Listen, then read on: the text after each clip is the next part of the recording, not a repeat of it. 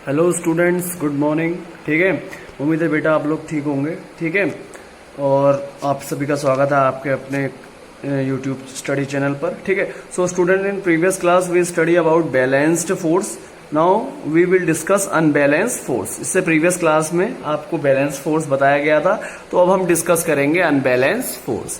तो ध्यान से देखिएगा। ठीक है, अब देखिए, if the resultant of all force acting on a body is not zero, the forces are called unbalance force. जैसा कि मैंने आपको बैलेंस फोर्स में बताया था कि अगर जो सारे फोर्सेस का जो आखिरी परिणाम है, जो आखिरी रिजल्ट है, जो सारे फोर्सेस एक बॉडी पर लग रहे हैं, उसका जो आखिरी परिणाम है उन सारे फोर्सेस का, वो अगर जीरो आता है तो मैंने बताया था वो फोर्सेस बैलेंस फोर्सेस कहलाते हैं। लेकिन अब देखिए, अगर जो सारे के सारे फोर्सेस किसी भी बॉडी पर लग रहे हैं और उनका जो आखिरी परिणाम है, जो रिजल्ट है, वो जीरो नहीं आ रहा है, तो इसका मतलब the forces are called unbalance forces. तो वो फोर्सेस क्या कहलाएंगे? अनबैलेंस फोर्सेस कहलाएंगे। तो what is unbalance force? If the resultant of all the force acting on a body is not zero, the forces are called unbalanced force. अगर जो result है, जो आखिरी परिणाम है सारे बलों का जो एक बॉडी पर लग रहे हैं, उनका जो आखिरी परिणाम है वो जीरो नहीं आ रहा है,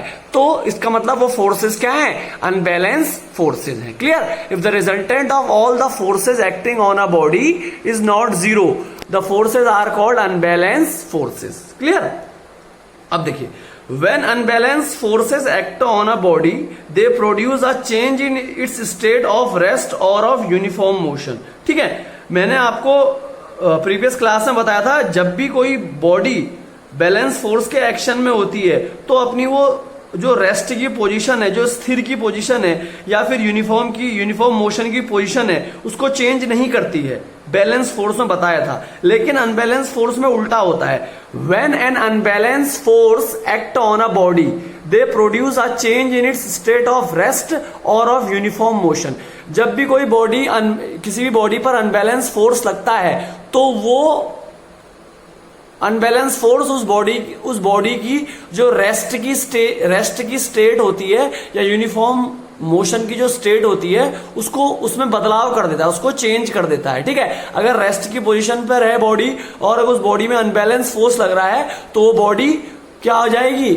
मोशन में आ जाएगी। ठीक है, और अगर बॉडी यूनिफॉर्म मोशन में है तो उसमें अगर हम अनबैलेंस फोर्स लग जाएगा तो वो बॉडी यूनिफॉर्म मोशन से चेंज होके नॉन यूनिफॉर्म मोशन में आ जाएगी। क्लियर? क्या बोला?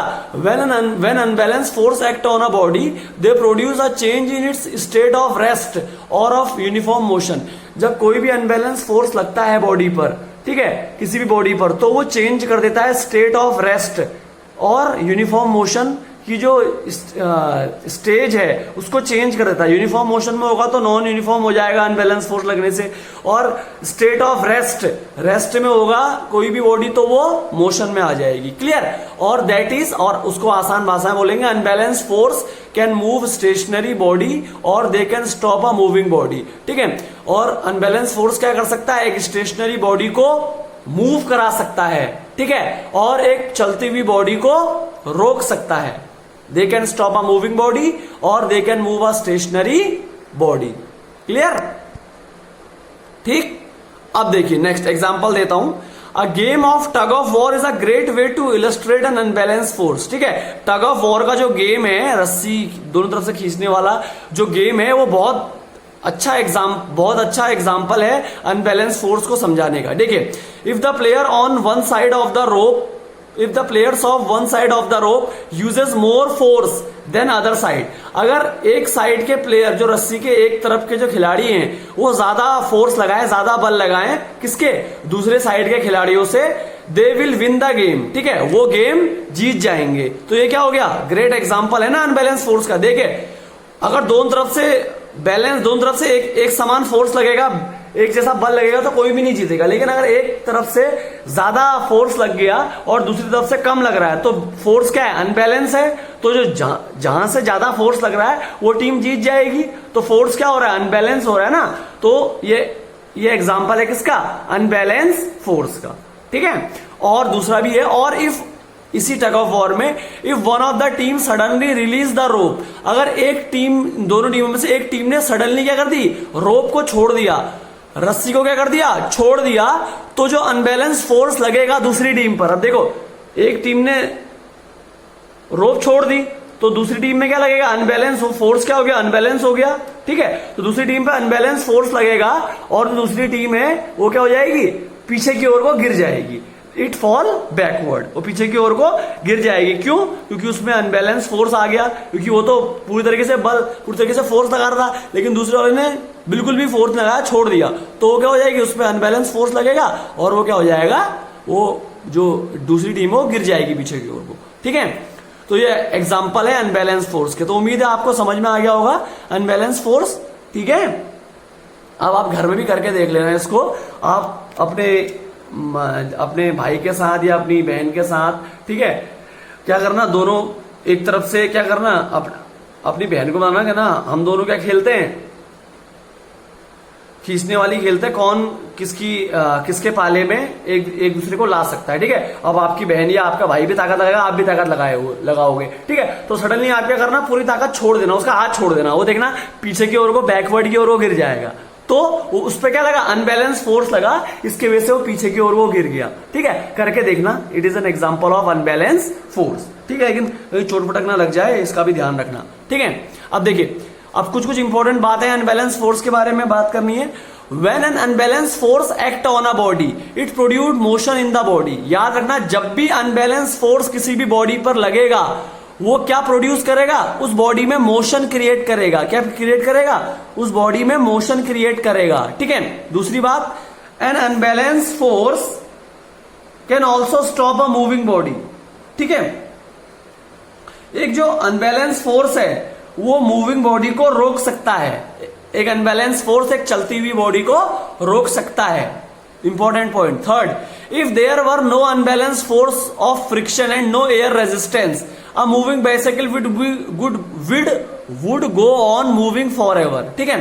अगर अनबैलेंस फोर्स ऑफ फ्रिक्शन नहीं होगा या कोई भी एयर रेजिस्टेंस नहीं होगी, तो अगर अनबैलेंस फोर्स नहीं होता और एयर रेजिस्टेंस नहीं होगी, तो एक मूविंग बाइसाइकिल, जो चलती हुई बाइसाइकिल है, वो हमेशा चलते रहेगी, कभी भी क्या होगी, रुकेगी नहीं, ठीक है। तो याद रखना, if there were no unbalance force of friction and no air resistance, अगर कभी अनबैलेंस फोर्स ऑफ फ्रिक्शन नहीं हुआ या कोई भी एयर रेजिस्टेंस नहीं हुई, तो a moving bicycle would go on moving forever, ठीक है।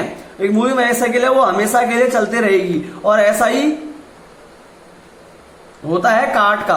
अ cart has also be constantly pushed to keep it in motion. एक कार्ट को कॉन्स्टेंटली धक्का दिया जाता है, पुश किया जाता है, ताकि वो मोशन में रहे। कार्ट आपने देखा होगा, ठीक है, उसको पुश किया जाता है ताकि वो मोशन में रहे, ठीक है, समझ गए।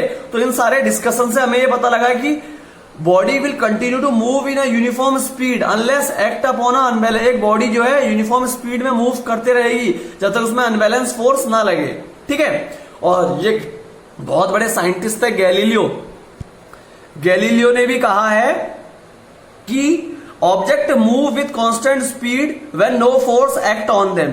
एक ऑब्जेक्ट है वो एक समान गति से चलेगा जब तक उसमें कोई भी फोर्स नहीं लगेगा, ठीक है, क्लियर। अब लास्ट पॉइंट इसका, When we talk of force acting on a body, it usually means an unbalanced force. जब भी हम बात करते हैं कोई भी फोर्स की जो हमारे बॉडी में, हमारे शरीर में लग रहा है, तो सीधे आप पहचान जाइए वो फोर्स क्या होगा, अनबैलेंस फोर्स होगा।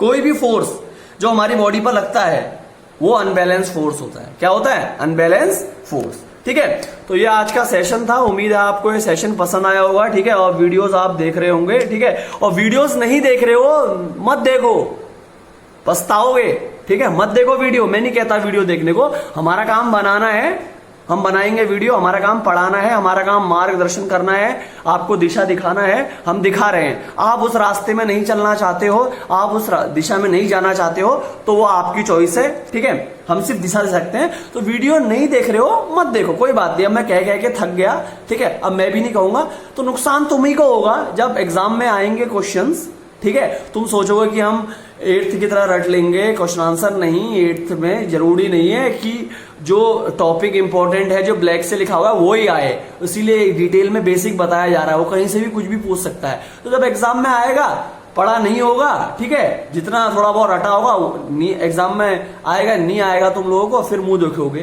ठीक है। फिर कहते हैं ना अकल और उम्र की भेंट नहीं, जब अकल आएगी तब तक उम्र चले जाएगी, मतलब समय चले जाएगा, ठीक है। तो जो बच्चा देख रहा है वो देखे, अच्छी बात है। जो नहीं देख रहा है मैं उससे कुछ नहीं कह सकता। अब मैं भी कह के थक गया कि बेटा वीडियो देखो, नोट्स बना लो, ठीक से समझ लो, ठीक है। अब जो नहीं देख रहा तो उसके लिए हम क्या कर सकते हैं? कुछ नहीं कर सकते, पछताएगा, अपने हाल भुगतेगा बाद में, ठीक है। तो इसी के साथ मैं वीडियो खत्म करता हूं। Okay, thank you, bye bye, have a nice day. कल से हम न्यूटन के लॉ ऑफ मोशन पढ़ेंगे, ठीक है।